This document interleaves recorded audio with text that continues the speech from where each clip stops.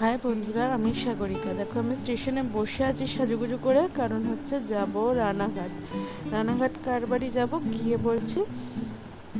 তা কাঁচরাপাড়া থেকে দেখো আমার বরমাসে উঠে গেছে, তো দুজনে মিলেই যাচ্ছি রানাঘাট। তা গিয়ে দেখাবো বলেছি। কি সুন্দর লাগছে দেখো বাইরেটা। তো বসার সিট পাইনি বলে দাঁড়িয়ে দাঁড়িয়ে যাচ্ছি, বেশিক্ষণ তো রাস্তা না।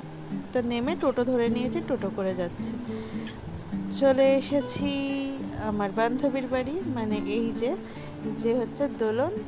এটা হচ্ছে ইউটিউব থেকে আমার বন্ধু হয়েছে, ও ইউটিউবার। এখনও ভিডিও করছে না, কিন্তু করবে কিছুদিন পরে, একটু অসুবিধার কারণে। এই দেখো, আমরা একটু ওর বাড়ি পুজো ছিল, আগের বার মা আর আমি গেছিলাম, তো এবছরে আমার মা যেতে পারলো না, তাই আমি আমার বরমশাই গেলাম।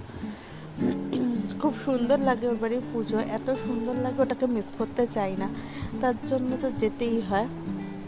আর এত সুন্দর ঠাকুর, হরিচাঁদ ঠাকুর, কি বলবো, দেখেই মনটা জুড়িয়ে যায়।